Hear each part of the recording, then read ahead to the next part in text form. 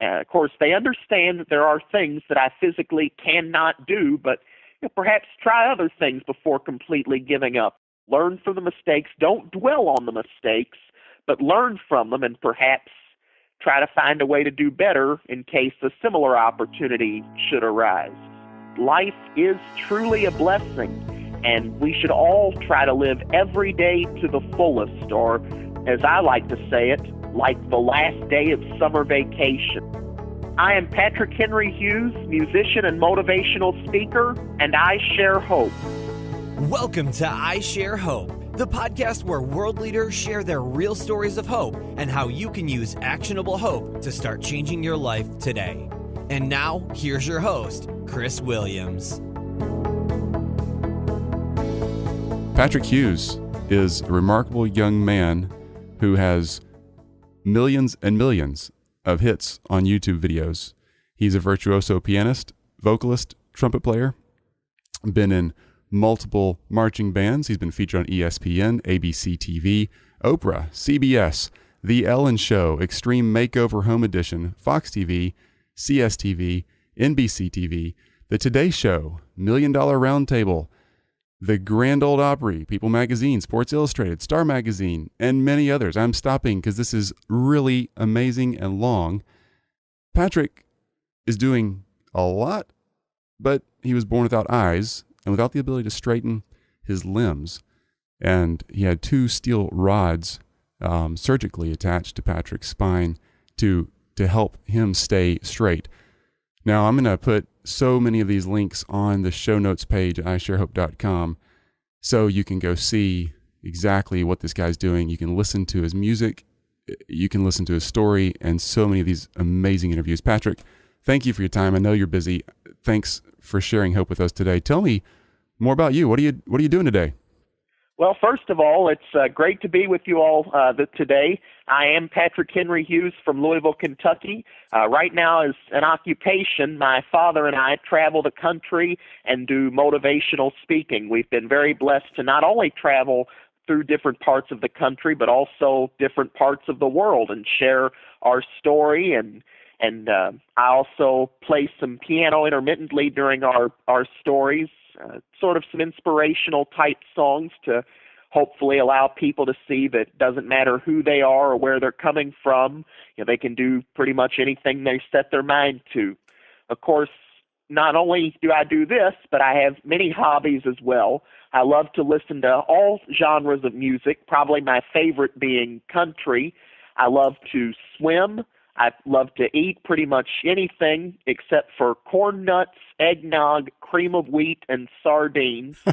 but probably my favorite thing of all times to do, I would really like to, I really enjoy watching television game shows, both old and new, either on TV or through the internet, and actually have a big dream of hosting one.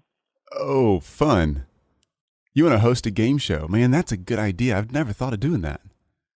Huh. I think it'd be lots of fun, seeing all of them at work. They seem like all the hosts that I've seen seem like they're having a great time, giving away cash and prizes, and the contestants seem like they'd be lots of fun to interact with. Just seems like a great job. And you could make the loser of the game show eat cream of wheat with sardines on top with a little dressing of eggnog. Hey, sounds good. Your worst nightmare right there on TV. Probably so. All right. Man, let me jump into questions about hope. So we ask each host 5 questions about hope. And the first one is, what is your favorite quote about hope or your definition of hope? Definition of hope, to me, hope is, for example, you're in a scenario where it seems like all is lost and it basically just seems like nothing good is going to happen. But you have a wish that something good will happen, that something better will happen, and not only do you wish, but you feel it within your heart that something's going to happen that'll make the situation better, and someone will be out there to support you and help you, and you'll be able to achieve something and make your situation better than it should be. I'll tell you, I think one of my favorite hope quotes of all time, I think you'd mentioned that I was on Oprah, and when I did her show, she would do the things where she would talk to the audience in between commercials and things like that. And of course, as some people may know, Oprah helped fund a school in Africa, helped out some girls at a school in Africa as well. And she was talking about how a lot of people were complaining that she was sending her money to this school in Africa when there are so many problems here in the United States that could be solved with this money. And well, first of all, it's her money. She can do with it what she wants. Good point. But then she also pointed out that we have something in this country that they do not have, and that is hope. Wow. You know, I was talking to my wife yesterday after another interview I got to do with another amazing guy like yourself, and he said some things, and we were just kind of talking through. She got to hear a little bit of the interview, and we were making that comment that, you know, we often in America get to say, hey, just do something, just, you know, pull yourself up by your bootstraps and the land of opportunity, go get it. And a lot of people in America, even here, don't feel like they have the capacity to do that. But all the more in some other countries where the ease of getting a job or finding the next meal or having a roof over your head is not there. And you're right. We have a lot of blessing here, and I think a lot of reasons to share that.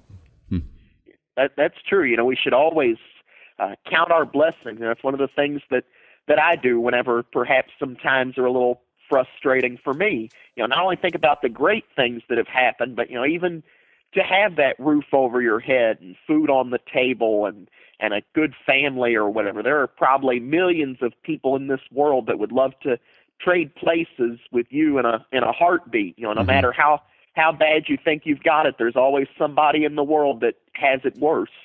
Yeah, that's true. Well, thanks for sharing your hope with those people today. We're being listened to in over 30 countries at this point. Whenever you're listening to this, it's there's probably more by the time you get this episode out, but there's a lot of people listening, and I'm glad that you're willing to share some practical ways we can get there. So question 2, who's given you the most hope in your life? Well, my family, especially my parents, have given me a lot of hope. You know, they've given me of course, if they'd have given up on me like that, then I probably wouldn't have had a chance. But they made sure that, for example, you know, of course, they had dreams for me as well. But when I was born without eyes and without the ability to walk, you know, some of those dreams were buried. But they always expected me, no matter what the circumstance, to be the best person that I could be. Of course, they understand that there are things that I physically cannot do, but you know, perhaps try other things before completely giving up. And, you know, as the old expression goes, no means no, or what have you. But probably the thing that's given me the most hope and truly a big inspiration to me was a book that I first read about 5 years ago, written by a lady named Rhonda Byrne, called The Secret. And it's an absolutely wonderful book. It's all about kind of that power of positive thinking. And I use a lot of the little pieces of advice from the book to kind of help me in my life, you know, thinking positively. For example, if there's something that I hope will happen, perhaps writing down a little snippet about the event and reading it every day. And, of course, always being grateful for what you have. Sometimes in little snippets I write about things that I hope will occur, I'll write things that have occurred that perhaps might pave the way for that to happen and reflect on how grateful I am for all of those things that have already occurred. You know, you said something a second ago about that led into the book conversation there about if your parents didn't just give up on you and say, you know, here's all the things you can't do, so let's just quit. Or you didn't say that either. But so what are the other things we can do? That's great advice because, man, it's easy to focus on what I can't do and what I'm missing out on and what happened in my past or what happened with a previous relationship or a job, whatever. It's what can you do now? And there's always something there.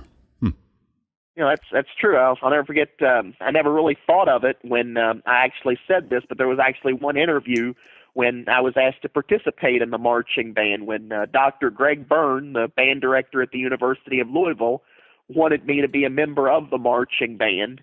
And in the interview, I mean, it was just something that came naturally. I'd said, how in the heck am I supposed to march? Not, I can't march. But, so that's always kind of the way I've tried to look at life, not I can't do it, but how can we make it happen? Wow. Good perspective. Great perspective. Thank you. Question number 3. How have you used hope to make it through a difficult time in your life? Kind of paint the picture and give us the background, some story. What's going on there where you really had to lean on hope to get you through? Well, I've never really had a hopeless situation as the case may be. I mean, sure, like everybody, I've had days where maybe an obstacle might seem a little too great, or maybe there's something I'm asked to do, but I don't want to do it. I'd rather be doing something else, or whatever the case may be. But, crying and moaning and groaning about it is not going to change anything. So you either just have to do it and make the most of the situation. So, do that. Perhaps if something didn't go my way, for example, that I'd wished for, I'd written that little snippet about it, but it didn't go my way, for example, learn from the mistakes that I might have made in trying to trying to achieve that goal. Learn from the mistakes. Don't dwell on the mistakes, but learn from them and perhaps try to find a way to do better in case a similar opportunity should arise. Patrick, thanks for saying that the way you're saying it. And I'm noticing a trend here. So started this research project of interviewing people with hope purely for my own benefit because I was in a really hopeless time in my life. And I am learning as I'm asking these questions that I'm not the one who's really, not the one who's really needing the hope that I thought I needed sometimes. Because most of the guests we interview, who you think, based on their bio, would say, oh yeah, there was my hopeless moment. And that's when I needed hope. But most, just like you just did, most of these guests say, I never really had that hopeless moment. And it blows me away because I think, man, come on, really? But I think the reason that you're so hopeful and so good at sharing hope is you're just not consumed and not going to just look inside yourself and say, oh man, it's so bad, and wallow in that. You just move on and you're just flying through it. That's true. I mean, what some people fail to realize is, sure, life throws you curves or whatever, and sometimes there are challenges and obstacles in life that you look at and you think, oh no, how am I going to get through it? But what some fail to realize is that life is truly a blessing, and we should all try to live every day to the fullest, or as I like to say it, like the last day of summer vacation. I mean, seriously, think about that last day. Go back to when you were in school, right? Yeah. And you had that one more day of summer vacation, basically your one more day of freedom before you had to go to school, and here comes homework, and here comes this and that. It's going to take all that away from you. So you try to cram in every little bit of fun that you can in that last 24 hours before that's due to start. And in all honesty, that's how we should live every day. Yesterday, that's come and gone. There's nothing we can do about it, and we're not always guaranteed tomorrow. The only thing we have right now, guaranteed right in front of us, is, and I know it might seem like a lot, but it's really just a little bitty 24-hour space that makes up today. So live it to the fullest and enjoy every moment. Man, thank you. Wow, that's all so powerful. Question 4, how are you sharing hope today? Now, Patrick, you got to help me out on this one because there's probably some things that you're doing sharing hope that most of us aren't doing, like getting up on the stage all the time and speaking to large crowds. So obviously, applause to that for sharing hope. But how are you sharing hope in your everyday life when you're just doing your thing? Well, basically, apart from the motivational speaking, one of the ways that I share hope is to always try to be the best that I can be at everything that I do. I mean, sometimes, for example, if I'm learning a tough classical piece or whatever, or perhaps in college, maybe I had a class where I was sorely tempted to just slam the book down, throw it aside, and say I quit. I really can't do that, I don't think, because that's just not me. I've got kind of a stick-to-itive attitude where no matter how hard the obstacle may seem, I've just got to work my way through it as best I can. As a matter of fact, a little message I sometimes like to share, especially at our speaking engagements, a little acronym that I've created for if I'm faced with a goal or a challenge that I don't know how I'm going to get through. And that acronym is actually the first three letters of my name, Pat, P-A-T. The P is for passion, patience, and perseverance. Because in order to achieve a goal, you've got to have a passion for that goal and, be patient because it might take a while for your goal to work. It might not work like right now, right when you expect it. So always persevere and keep trying and never give up. The A is ability and attitude. Use the abilities you have and always keep that positive attitude.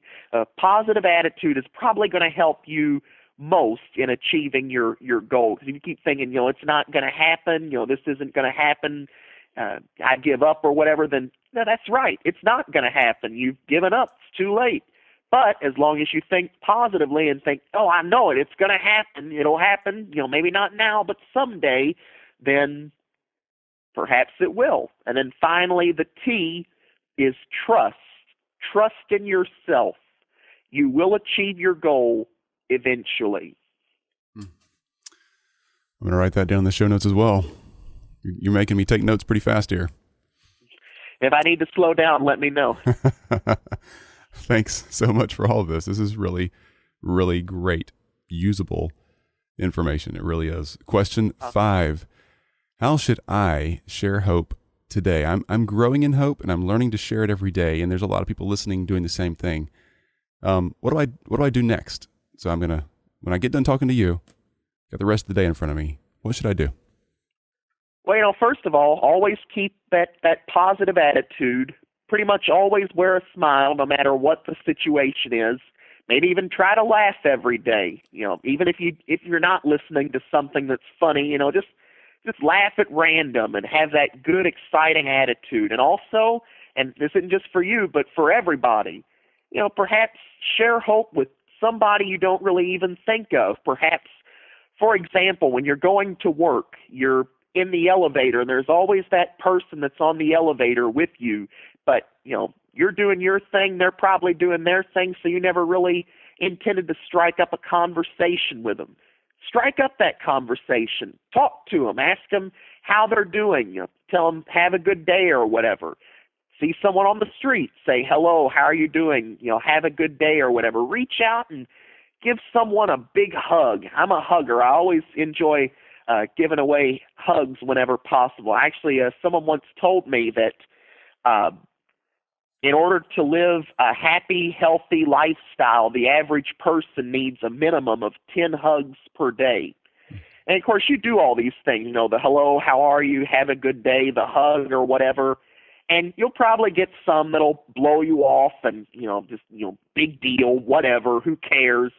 But you never know. If you keep doing those things, you just might find somebody out there to whom that greeting or that hug or whatever really means the world to. They needed that more than anything.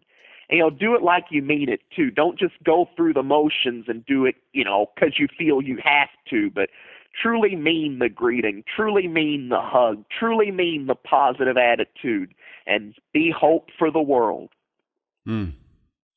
Very practical, very actionable. Love it. Smiles, hugs, going out of your way just a little bit for somebody else.